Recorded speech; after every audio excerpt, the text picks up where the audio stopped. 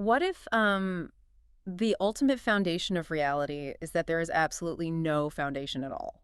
Right. I mean, just really think about that for a second. Yeah, because whenever we try to understand the world or even just our own messy lives, we are obsessively looking for a bedrock. Exactly. We want to dig down past the shifting opinions and, the unreliable emotions. Past the cultural trends until our mental shovel hits solid, unbreakable granite. We just crave that absolute ground. It's a profound human instinct, really. We're biologically and psychologically conditioned to seek out that ultimate baseline. Like a survival mechanism almost. Yeah, you could definitely argue that. I mean, in a universe where absolutely everything is in a constant state of flux, like the weather, our bodies, relationships, society, we're desperate to find the one anchor that isn't moving. Right, we want a reference point to orient ourselves. Exactly. Without it, we feel this deep existential vertigo. But today, you and I are taking a philosophical jackhammer to that bedrock. And then just when you think you understand the tool we're using, we are going to take a jackhammer to the jackhammer itself. Which is going to get messy. Oh, very messy. So, welcome to a highly conceptual, just utterly mind-bending deep dive. We are taking an ancient text that literally uses logic to dismantle logic. Yeah, we aren't going to give you, superficial life hacks today. No, we are going straight for the profound, uncomfortable, and ultimately liberating mechanics of reality. And to do that, we are stepping into what I consider one of the most rigorous, systematically deconstructive philosophical texts ever written by a human being. Right, we are looking at the ancient Indian philosopher Nagarjuna, specifically his masterwork, the Mūlamadhyamakakarika. Right. And if you're a regular listener, you know we've explored Nagarjuna and various Buddhist philosophical viewpoints in previous deep dives. Yeah, we've talked about how these ancient thinkers viewed reality, consciousness, and the self. So we aren't going to rehash all the basic historical context today. No, we don't need to. Instead, we're setting up a very strict, highly pressurized perimeter for our analysis today. Because that perimeter is vital, right? Otherwise, this philosophy just spills out into vague mysticism. Exactly, which is exactly what Nagarjuna was fighting against. Right. So we are focusing entirely on chapter 13 of his text. And here's the crucial parameter for you listening. We are not looking at how this philosophy applies to everyday objects. Right. We aren't going to debate whether a table or a tree actually exists. Instead, we are taking Nagarjuna's famous Madhyamaka 11-step logical reasoning framework, and we are applying it strictly and only to the two truths themselves. That is what makes chapter 13 so staggering. I mean, usually people use the two truths as a pair of intellectual lenses to look at the world, to diagnose suffering. Right. They use the framework to understand their lives. Yeah. But today, we are turning those lenses around to look at the lenses themselves. We're analyzing the tools, using the tools. Which feels entirely paradoxical. I mean, it's like trying to bite your own teeth. Or a knife trying to cut itself. Yeah, exactly. So, okay, let's unpack this. Before we attempt to break these tools, let's make sure we have a perfectly clear understanding of what they are. Good idea. The two truths are the absolute core of this philosophical framework. Right, so let's start with truth one, which we can just call T1. This is dependent origination. Right. Dependent origination is the conventional truth. It's the world as it functions. The functional appearances. Exactly. The core idea is that everything we see, feel, conceptualize, and experience exists only because it depends on a vast, interconnected web of causes and conditions. Nothing creates itself out of thin air. Right. Nothing sustains itself independently. So let's ground that really quickly for the listener. If I have a sprouted seed, that sprout didn't just manifest through sheer willpower. Right. It depends on the soil, the moisture, the temperature, the sunlight. It also depends on the fact that I am looking at it, and my human brain is categorizing that specific arrangement of atoms as a sprout. Exactly. It's a functional appearance. In the ancient terminology, this is called samskara-like formations or constructed things. Okay, so that leads directly to truth 2, or T2. Right. Because everything is dependently originated. Because that sprout relies on the soil and the sun, the observer, it means the sprout is empty of inherent independent existence. And that is emptiness. That is emptiness. Yeah. There's no isolated self-sustaining essence of sproutness hiding inside it. Right. If you strip away the water, the sunlight, the dirt, and the observer, you don't find a pure, independent sprout left behind. No, you find nothing. Okay, so we have our playing field, dependent origination on one side, the undeniable fact that things function and interact. Right. And Emptiness on the other side, the profound fact that because things interact, they lack a solid, independent core. Exactly. And usually, a philosophy student learns these two truths, feels this sense of enlightenment, and says, great, I've got it. That's my new bedrock. They think they've hit the granite. Yeah. And that is exactly the trap Nagarjuna sets out to destroy in Chapter 13. So this is the central paradox we are diving into. We are going to use the incredibly sharp scalpel of his logic to completely dissect these very truths. We are going to prove that there is no absolute ground to stand on, not even the concept of emptiness itself. I know that sounds like a recipe for sheer nihilism to anyone listening, but the promise here is that pulling the rug out from under reality doesn't leave you falling into a dark void. Not at all. As we walk through these 11 steps, you'll see how this absolute groundlessness actually forces the emergence of boundless, spontaneous compassion. But we can't skip to the end. We have to earn it. Right. We have to start by defining the exact boundaries of our inquiry. So in conceptual terms, anytime you try to relate two ideas, you are dealing with three distinct spheres. Yes, the three spheres. This is where Nagarjuna starts setting the trap. Walk us through these spheres. If I am holding dependent origination in one hand and emptiness in the other, how does he categorize this? Well, he breaks the relation down into three parts. Sphere 1 is your first concept. We'll call it opposite 1. So in the context of Chapter 13, this is dependent origination. Right. It's the entire conventional world of causality, appearances, and functionality. Okay. And Sphere 3 would be the other concept in my other hand. Opposite 2, that's emptiness. Exactly. The ultimate reality that all these functional things lack inherent essence. So what's Sphere 2? We skipped 2. Right. Well, here's the part the human brain usually ignores. Sphere 2 is the relation itself. Wait, the relation is a sphere? Yes. It is the dynamic connecting Sphere 1 and Sphere 3. It's the conceptual bridge. Huh. So it might be the opposition between dependent origination and emptiness, or it might be the union of the two. Regardless of how you define it, the relationship itself is a third conceptual entity. So you have the first idea, the second idea, and the relationship between them. Those are the three spheres we're going to test. I Yeah. see. We have the two objects of thought and the invisible string connecting them. Right. And we tend to focus so much on the objects that we assume the string is just a given. But Nagarjuna doesn't let us assume anything. So now that we have these three spheres on the table, we move into the second step of his framework, This is where he pulls out his favorite, most devastating weapon. the Tetralemma. Yes. The four-cornered logic. This is where the heavy lifting begins, Mhm. and where our normal way of thinking really starts to buckle under the pressure. The Tetralemma is a classical Indian logical tool, right? It is. It's designed to test the relationship between any concepts by exhausting all four possible absolute positions. So Nagarjuna's goal is to demonstrate that if you try to define the relationship between dependent origination and emptiness in any absolute inherent way, you end up in complete absurdity. Complete, unavoidable absurdity. Okay, let's put it to the test. Let's see if we can find a logical relationship between the world of cause and effect and the concept of emptiness. I want to genuinely try to solve this. What is corner one? Corner 1 posits that the spheres are inherently different. Ask yourself, are dependent origination and emptiness completely, absolutely different entities? Well, my gut reaction is to say yes, they sound different. One is about how a seed grows into a plant through causes, and the other is about how the plant lacks a fundamental essence. One is presence, the other is absence. Yeah, exactly. They feel like completely different concepts. But follow that logic to its absolute conclusion. If they were inherently completely separate things with their own independent natures, then emptiness would have absolutely nothing to do with dependent origination. Oh, right. If they are totally separate boxes, they can't touch. And that leads to a catastrophic logical failure. Emptiness literally means the lack of inherent existence because things are dependently originated. So if they were totally different, You could theoretically have a dependently originated thing, like a functioning tree that wasn't empty. right, it would have its own independent essence while somehow also depending on the soil. Which breaks the entire system. It is absurd. You cannot separate them. I see the problem. If I sever them completely, then I'm saying the world of causes operates independently of the lack of essence, which means things do have essence. Exactly. Saying they're fundamentally different negates the whole philosophy. Okay, corner one is out. Let's try corner two. If they aren't different, they must be the same.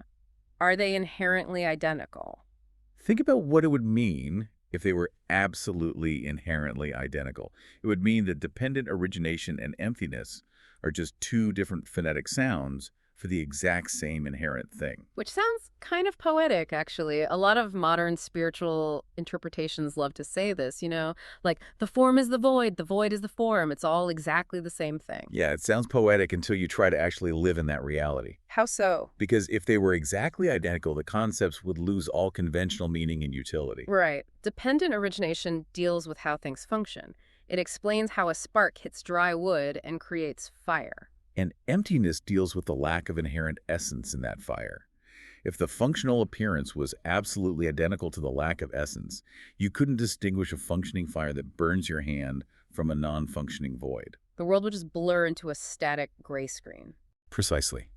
If eating an apple, which is dependent origination, is inherently identical to the lack of essence of the apple, which is emptiness, then eating and not eating are the same thing. Hunger and satiation are the same thing. Exactly. The conventional world would freeze. Logic requires distinction to operate. Therefore, saying they are absolutely identical is also absurd. So I can't sever them, and I can't collapse them into each other. Corner 1 and corner 2 are dead ends. What about corner 3? Right. Are they both different and identical? I feel like the human brain loves this one. We love a paradox. Oh, we do. Can't it be like a coin? Heads is dependent origination, tails is emptiness. They are different sides, but identical in being the same coin. The coin analogy is tempting, but Nagarjuna doesn't let us off the hook that easily. Saying they are both inherently different and inherently identical is a direct logical contradiction. Because you're combining the first two errors. Yes. You are taking two absurdities, the absurdity of total difference and the absurdity of total identity, and smashing them together hoping they cancel each other out. So if I say it's like a coin, Nagarjuna would ask me to look at the side that is heads. Is heads identical to tails? And you'd have to say no. So they are different. We are back in corner 1. Exactly. You cannot inherently be A and inherently be not A at the exact same time in the exact same way in the same relation. It violates the most basic law of non-contradiction. It isn't a profound paradox. It's just conceptual nonsense masquerading as depth. So both is absurd. Which leaves us battered and bruised, crawling to corner 4. Are they neither different nor identical? And this corner is essentially a conceptual dead end. It's incomprehensible. Yeah, if you completely negate the possibility of difference and you completely negate the possibility of identity, what is left for the mind to grasp? Nothing. It's just static. It's an absolute void of meaning. You are using language to gesture at something that language fundamentally cannot contain. You can't use the concept of neither to establish a foundational truth because neither provides no information. It is cognitively unworkable. Therefore, neither is also absurd.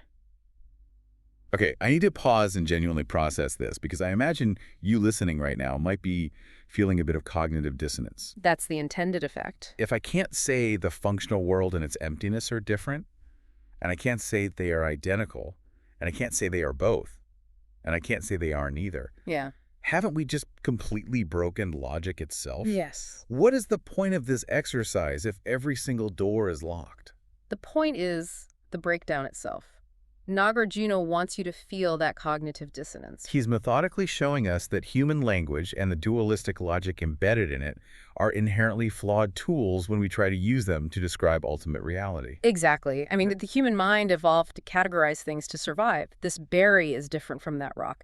This predator is identical to the one I saw yesterday. And we take that evolutionary survival tool and try to use it to understand the cosmos. It's a fundamental mismatch. We are trying to measure the depth of the ocean with a ruler made of water. That's a great way to put it. Because there is no magical fifth logical possibility, the conclusion of the Tetralemma is profound and unsettling. The 3 spheres are unfindable. Oh, yes, unfindable. That is a very specific word. It doesn't mean they don't exist in a conventional, everyday sense, right? No, not at all. It means if we search for their absolute, independent, irreducible core, we come up empty-handed. We cannot find any inherently existing dependent origination, any inherently existing emptiness, or any inherently existing union between them. Right. They do not exist as solid, standalone realities. They cannot withstand ultimate analysis. When you put them under the microscope of the Tetralemma, they dissolve. Exactly. It's like trying to find the exact, absolute boundary between the ocean and a wave. Oh, that's a perfect analogy. Let's unpack that. Yeah, so if you try to argue that the wave is completely different from the ocean, that's obviously absurd. The wave is literally made of ocean water. You can't separate them. Right, but if you argue that the wave and the ocean are identical, that is also absurd. Because the ocean is vast, deep, and ancient, while the wave is a temporary moving shape on the surface that crashes and disappears. The wave is a localized event. The ocean is the totality. And following the Tetralemma, you can't say they are both different and identical because that is a contradiction. And you can't say they are neither because then you have no way to talk about the water at all. So the harder you look for the inherent separate thingness of the wave distinct from the ocean, the more it slips through your fingers. The boundary is unfindable. The wave is just the ocean doing something. And finding that these concepts are unfindable forces us to fundamentally reevaluate what they actually are. Right. If dependent origination and emptiness aren't solid realities, what are we even talking about? And this transition is where Nagarjuna performs what might be his most brilliant and dangerous philosophical maneuver. Which brings us to the next phase of his framework, mutually assured deconstruction. If we can't find these truths, how do they operate? Well, from our exhaustive Tetralemma analysis, we are forced to conclude that the three spheres are necessarily empty of inherent existence. But left pause and remember what our three spheres are. Sphere 1 is dependent origination. Sphere 2 is the relation. Sphere 3 is emptiness itself. Right. Wait, if all three spheres are empty of inherent existence, and one of the spheres is emptiness, then you are saying emptiness is empty. Yes. Emptiness itself is empty. This feels like a philosophical divide by zero error. We are putting the concept of emptiness inside the concept of emptiness. It is entirely recursive, and it is arguably the single most misunderstood concept in all of Madhyamaka philosophy. Why is it so misunderstood? Because when people are first introduced to the idea that the conventional world is empty of inherent essence, they often have an aha moment. Right, they feel liberated. But then their ego, desperate for a new bedrock, grabs onto the concept of emptiness. Oh, I see. They think, okay, the world of appearances is just an illusion. It's all fake.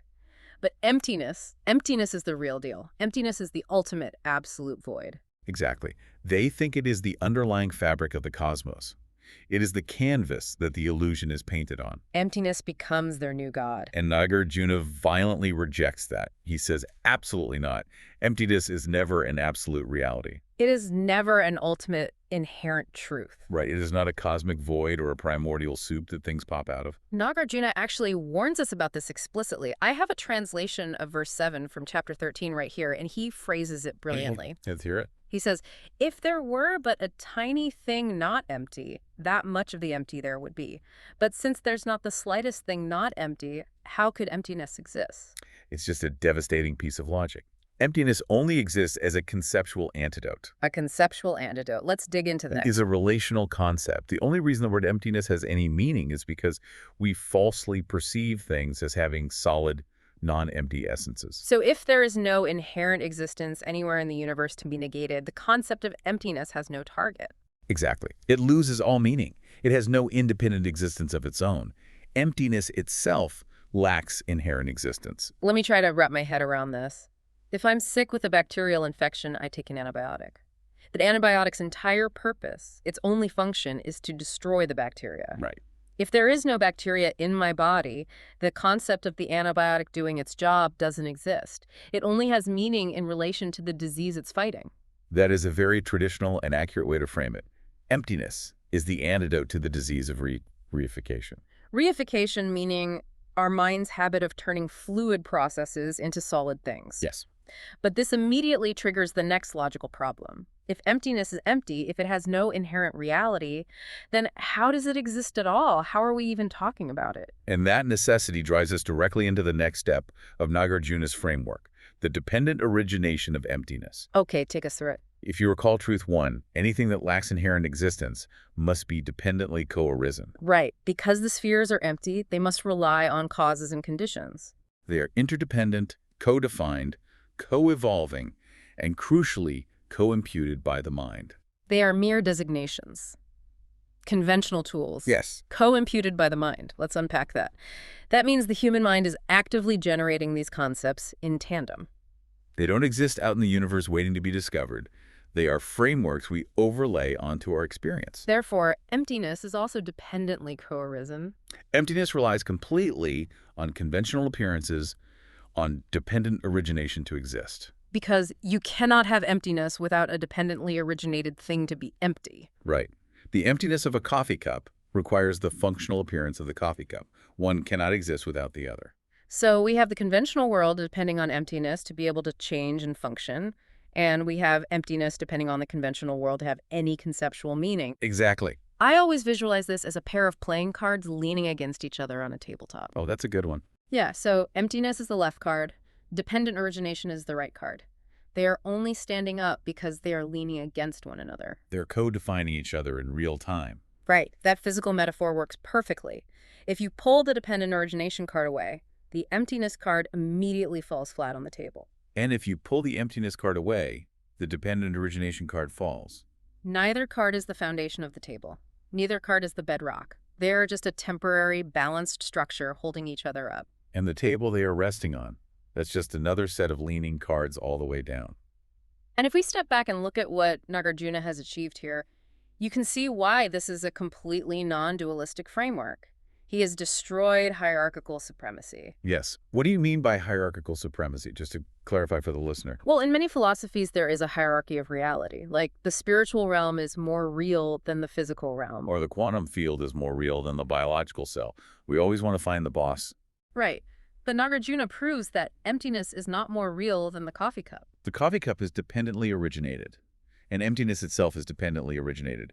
They are mutually reliant. They co-impute one another. They are on the exact same ontological footing. That is a staggering leveling of reality, but it also introduces a massive psychological trap. Because if the world and its emptiness are just leaning cards, what happens when our desperate human brains look at them leaning together and try to turn the structure into the new bedrock? Exactly. And this brings us to the next crucial phase of Nagarjuna's argument, the danger of the ultimate ground. This is where Nagarjuna addresses the concept of the union. Right. We've analyzed dependent origination, and we've analyzed emptiness. Now we have to analyze them together. In this next step, we acknowledge that the two truths form a union. Every phenomenon is simultaneously dependently co-arisen and empty. They are inseparable. But here is the recursive trick, the trap door Nagarjuna installs. The trap door is that their union is also dependently arisen and empty. Yes, you cannot take the two truths, package them together with a nice bow, and say, aha, I finally found it. The union of the two truths is the ultimate reality. We just can't help ourselves, can we? We always try to find the back door to certainty. We do. We say, okay, the world isn't real, emptiness isn't real, but the union of the two, that's the divine truth. We constantly try to smuggle absolute reality back into the equation. But Nagarjuna slams the door. The union is simply another conventional model. It is a conceptual tool used recursively to dismantle our mind's grasping fabrications. It is not a place you can live. And the text emphasizes that there is an immense danger here. If you miss this step, you don't just make a minor philosophical error, you fall into a catastrophic trap. The danger is grasping at emptiness or the union of the two truths as a final destination. Nagarjuna is telling us that the universe is a limitless, centerless, fractal, karmic cycle that functions entirely by itself. There's no control room. There is no foundational code. No. In verse 8 of chapter 13, he delivers a chilling warning. He says that if you grasp at emptiness as a view, you are incurable. Incurable. That is a terrifying word for a philosopher to use. It is. Let's really dig into that. Why is it incurable? If I misunderstand quantum physics, I'm just wrong. I'm not incurable. What makes grasping at emptiness so fatal to the mind? Well, let's go back to your antibiotic analogy. Emptiness is the medicine meant to cure you of your attachment to absolute views. Okay. It is designed to break your habit of thinking things have permanent essence, which is the root of psychological suffering. If a patient is sick with a bacterial infection, you give him the antibiotic. The antibiotic kills the bacteria. Right, and then you stop taking the antibiotic. Yeah, exactly. But what if the patient's body starts having a severe, life-threatening allergic reaction to the antibiotic itself? Oh, wow. What do you use to cure them? You have already deployed your ultimate medical intervention. If you turn emptiness into a new religion, a new bedrock, a new absolute truth to cling to, you have completely misunderstood the assignment. You've taken the medicine designed to cure grasping, and you've started grasping the medicine. Emptiness is meant to extricate us from views. Yeah. To flush the cognitive system of its desperate need for certainty. It is a laxative for the mind. Yeah, it is not meant to become the new furniture in your head. If you make emptiness your ultimate truth, you become arrogant, detached, and utterly trapped in a subtle form of nihilism. You become incurable because you've weaponized the cure against yourself. Precisely. Okay, I have to step in here and speak for the listener because the vertigo is getting really intense. I'm sure it is. If the union of the two truths is empty, and grasping at emptiness to stabilize myself makes me incurable, I'm looking down and there is no floor. None. It sounds like the intellectual equivalent of being thrown out of an airplane at 30,000 feet and realizing you don't have a parachute, and the instructor's yelling, "Don't try to build a parachute on the way down." That's incurable. Right. It is terrifying. The terror you are describing is completely natural. It is the ego's immune response to Madhyamaka philosophy. The ego panics. The ego spends its entire existence trying to build parachutes, find landing zones, and establish territory. When Nagarjuna systematically dismantles every possible landing zone, the ego panics. So let me try to work my way out of this panic using the text. Please do. If I am terrified of falling, the terror of falling only exists if I secretly believe there is a ground to hit. Yes. If I believe in an absolute ground, then gravity is a threat and falling is just a countdown to a violent crash. But if Nagarjuna is right, and the universe is truly a limitless, centerless fractal, there is no ground anywhere, ever. Right. And if there is absolutely no ground to hit, falling isn't falling anymore. It's just floating. That is the precise cognitive shift Nagarjuna is trying to provoke. Yeah. The terror dissipates the moment the illusion of the bedrock is completely, thoroughly abandoned. You only fear losing your foundation as long as you believe a foundation is necessary for survival. So what are we left with if we are just floating? This leads us to the next step, recognizing the illusory nature of all of this. If there is no ground, how do we understand the world we interact with every day? Well, Nagarjuna tells us that the three spheres, dependent origination, emptiness, and their union, are like illusions, reflections, mirages, dreams, and echoes. They are there, yet not there. They function perfectly, but they possess no core reality. The sources give us a couple of phenomenal analogies from antiquity to explain how this illusory nature actually works mechanically. Because it's one thing to say life is a dream, which sounds like a bumper sticker. It's another to prove it. Right. Let's look at the analogy of aging and the analogy of milk turning into curds or yogurt. Let's start with aging, because it directly attacks our concept of identity. Nagarjuna argues that logically a youth does not age, and an old man does not age. Wait, obviously youth ages. We see it happen. We see the conventional appearance of aging, yes, but Nagarjuna is demanding we look at the inherent logic. Okay, walk me through it. If a youth had an inherent, permanent, solid essence of youthfulness, if that was their absolute identity, they could never change into an old person.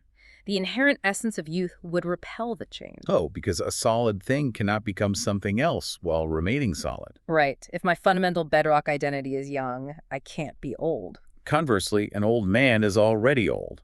The essence of old age is already present. So the old man isn't aging either. The process is already complete. Therefore, change is logically impossible if things have inherent absolute existence. That is fascinating. We think that things need to be solid to exist. But Nagarjuna is saying that if things were solid, the universe would be a frozen, static photograph. Nothing could ever happen. Exactly. It is only because the person is a dependently originated, empty illusion, a stream of connected, fleeting moments without a permanent core, that the conventional appearance of aging can happen. So emptiness doesn't prevent existence. Emptiness is the very thing that allows existence to function. Yes, and the milk and curds analogy drives this home perfectly. How so? If milk had the inherent, absolute, irreducible essence of milk, no amount of bacteria, heat, or time could ever transform it into curds or yogurt. It would be locked in as milk for eternity. But if the milk's essence was actually curds all along, hiding inside it, then it would already be curds and no transformation would actually take place. Exactly. The transformation from milk to curds is an illusion in the sense that no inherently existing thing A is actually mutating into another inherently existing thing B. It is a seamless, centerless flow of dependent origination. It is there, meaning we can eat the yogurt and it nourishes us, but it is not there in the sense of possessing a fixed, permanent identity. So we've accepted the illusion. We are floating. We understand that the lack of ground is what allows us to exist at all. But how far does this logic extend? Because so far we've only applied it to the two truths. This brings us to the next massive expansion in the text, the generalized Tetralemma.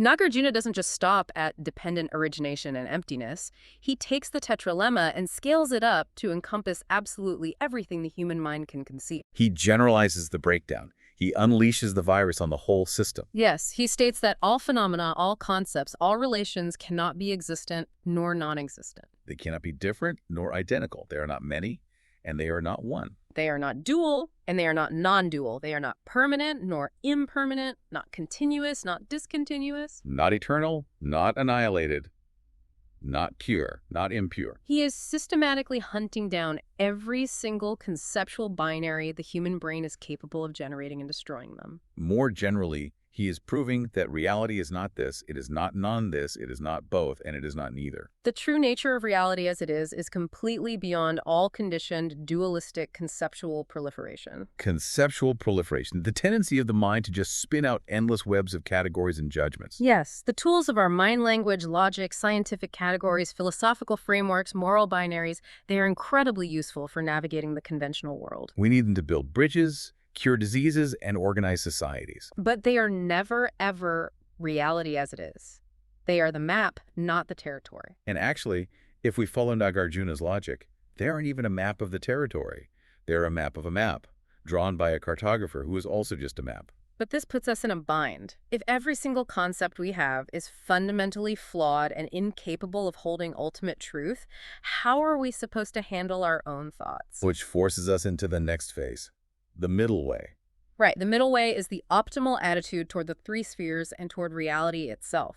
But we have to be very careful here because the term middle way is heavily misunderstood. People think it means a compromise. They think it means finding the exact midpoint between two extremes, like negotiating a price. Halfway between existence and non-existence.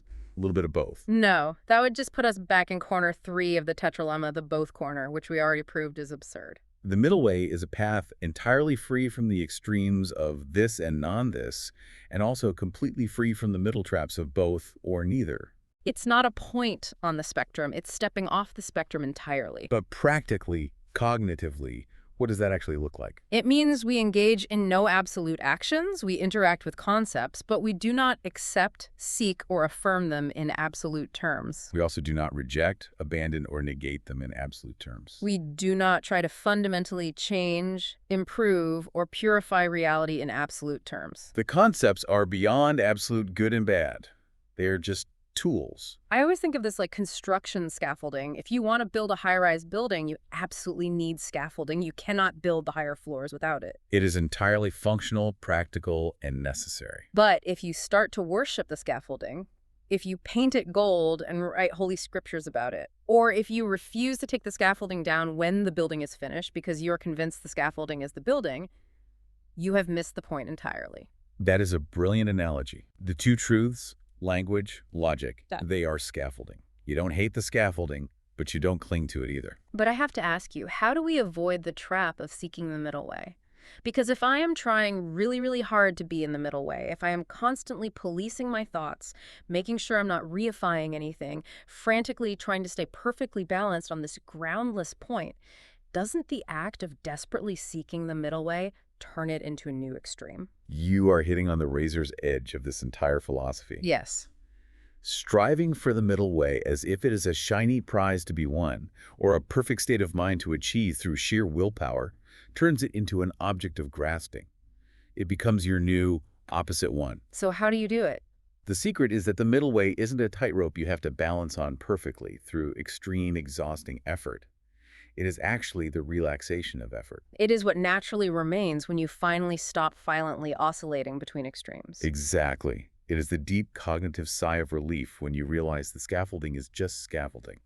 You pick up the tool when you need it, and you set it down when you don't. You don't have to force yourself into the middle way, you just have to stop actively constructing extremes. Which transitions us beautifully into the final major phase of our deep dive, how to live in a groundless reality. This is where we move from the high-altitude, oxygen-deprived, abstract philosophy down to Tuesday morning. Because it's one thing to accept the generalized tetralemma in an armchair.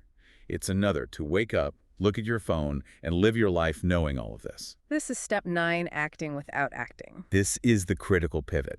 We have to remember that Nāgārjuna wasn't just doing abstract logic puzzles for the sake of winning debates. This is a soteriological system. Let's define that word quickly. Soteriological. It means a system dealing with salvation, or in this context, liberation from psychological suffering. The entire point of breaking logic is to free you from the misery that logic traps you in. So step 9 explains acting without acting. This means we use the 3 spheres, we use concepts, logic, language, ideas of right and wrong, conventionally. We still speak, we still work, we still form relationships, but we never ever use them in absolute terms. We act without apprehending the concepts in absolute terms. Precisely.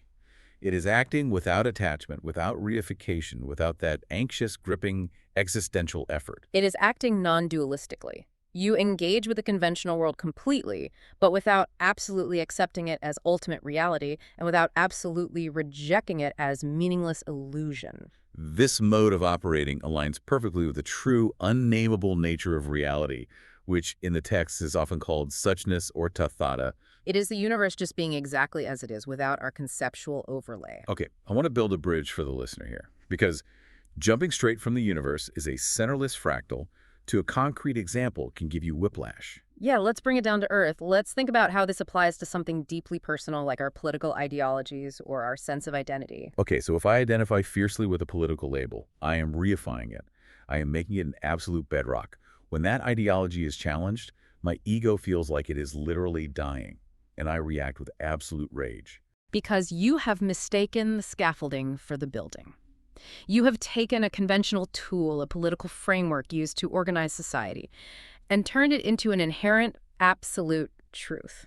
Right, and if I realize my identity is empty, I don't suddenly become an emotionless nihilist who doesn't care about politics. I still vote. I still advocate for policies. But I act without acting. I don't derive my ultimate existential safety from the ideology. Now, let's bring it even closer to home. Let's say you are dealing with a really difficult conflict with a romantic partner, an argument that has been going in circles for years. How do you act without acting in the middle of a screaming match in your kitchen?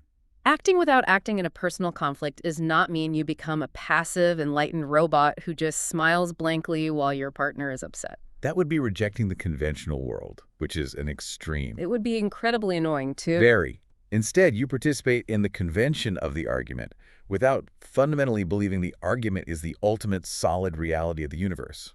You might set firm boundaries. You might express genuine hurt. You might negotiate terms, all of which are necessary, functional, conventional actions. But internally, you do so knowing that the rigid you who feels attacked, the rigid other who is attacking you, and the conflict itself are all dependently co-arisen, empty leaning cards.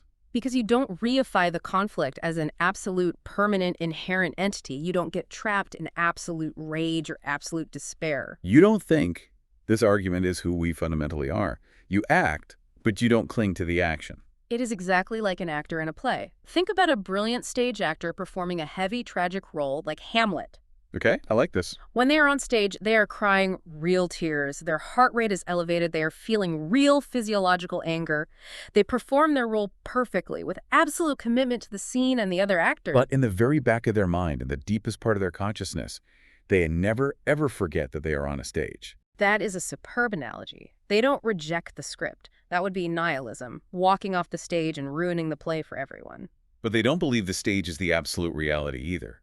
When another character draws a sword in Act 5, the actor doesn't panic and call the actual police. They don't confuse the conventional reality of the play with an absolute bedrock. They act without acting. They are fully immersed, yet completely untethered. The actor is fully engaged, yet fundamentally free from the suffering of the character. And that freedom leads directly into Step 10, primordial equality and purity. Because we are acting without absolute apprehension, without that tight, suffocating grip on our conceptual reality, our perception of the world radically shifts. We begin to perceive the 3 spheres, the world, emptiness, and our relation to them, as primordially equal, pure, perfect, complete, and divine. But hold on, let me pause you there. Yeah. We just spent an hour ruthlessly destroying concepts. Didn't we just establish that we can't use words like pure or divine in absolute terms? How are we suddenly using highly charged, almost religious language? We have to be very precise here, and the text is extremely careful about this.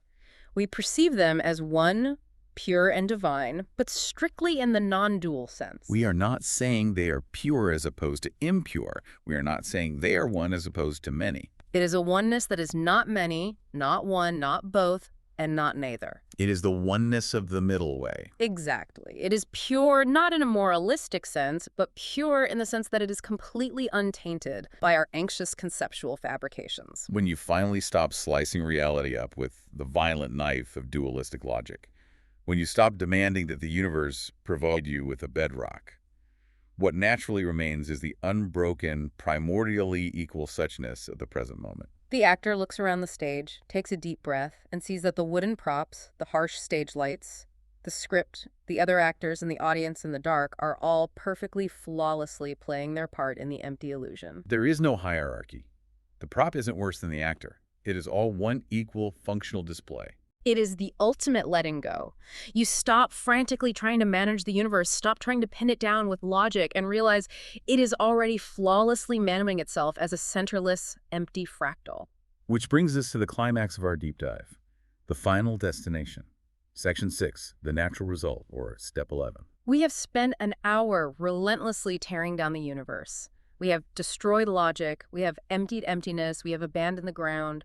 What is left when the dust settles? We reach the ultimate conclusion of Nagarjuna's 11 steps, and it is arguably the most beautiful turn in philosophy. You might logically assume that fully internalizing this groundless, fractal, empty reality would end in cold, detached, robotic apathy. If nothing has an inherent essence, why care about anything? But it doesn't end there. Step 11 reveals that from this profound realization of emptiness, boundless compassion naturally and spontaneously emerges. Spontaneous compassion.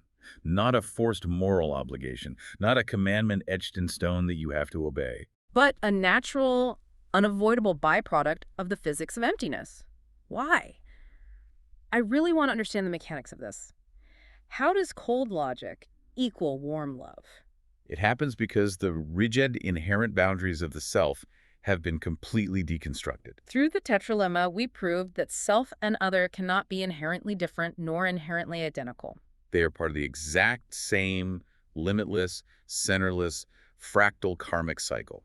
We are all leaning cards holding each other up. We co-impute each other. I only exist as me in relation to you. Precisely. When the illusion of a separate, inherent, isolated existence finally falls away, the suffering of the other is no longer fundamentally separate from the self. Think about what that actually means. Normally, we practice compassion as a bridge between two separate islands. Right. I am over here, safe and solid. You are over there, suffering. I will use my energy to build a bridge of empathy and send help over to your island. It takes effort. It is exhausting. And it's based on the illusion that we are two different islands. But Nagarjuna shows us there are no islands. There is only the ocean. The compassion that emerges from emptiness isn't something you have to generate through sheer willpower.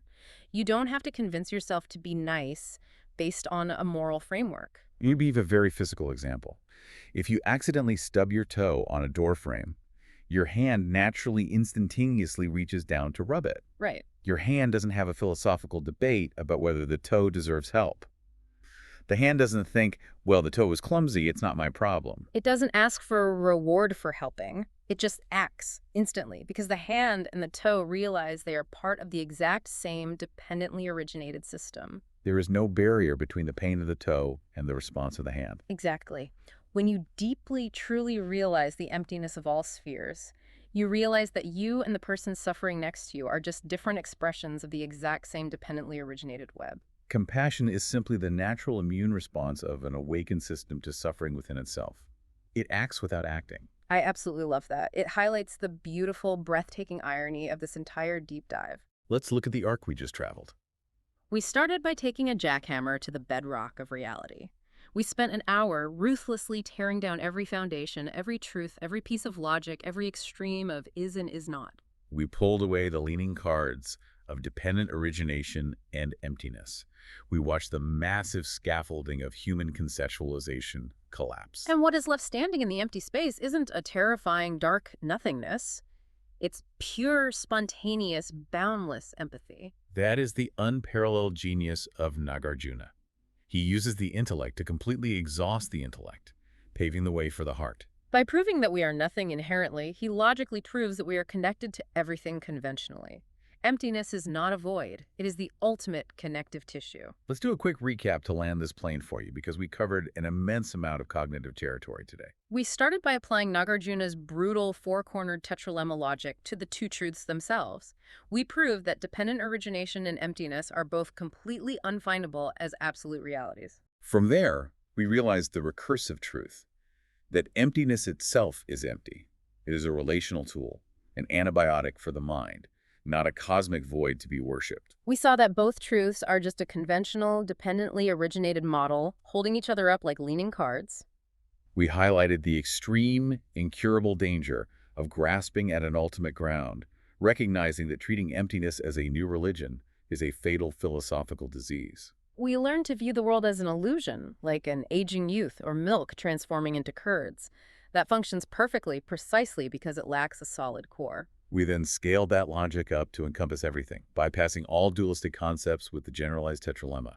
We learned to navigate this groundless reality using the middle way, relaxing our effort and avoiding the trap of reifying our conceptual tools. We talked about how to actually live this, acting without acting, like an actor fully committed to a stage play but knowing it is an illusion, viewing the world with primordial, non-dual purity. And finally, we arrived at the ultimate destination: spontaneous, boundless compassion emerging naturally from a centerless fractal universe. It is a complete paradigm shift. It is the journey from desperately seeking a solid ground to finding absolute freedom in the groundlessness itself. So, the next time you feel completely overwhelmed by the desperate need to find an absolute truth, whether that is in your research, in a corporate meeting, in a vicious political debate, or just sitting in your living room feeling anxious about your identity, Remember the two truths. Remember the scaffolding. Remember that you do not need a solid ground to stand on to act with profound effectiveness, grace, and compassion. you can act without acting. You can play your part on the stage with your whole heart, knowing the stage is empty. You can pick up the tools of the mind, use them beautifully, and then put them down without letting the tools use you.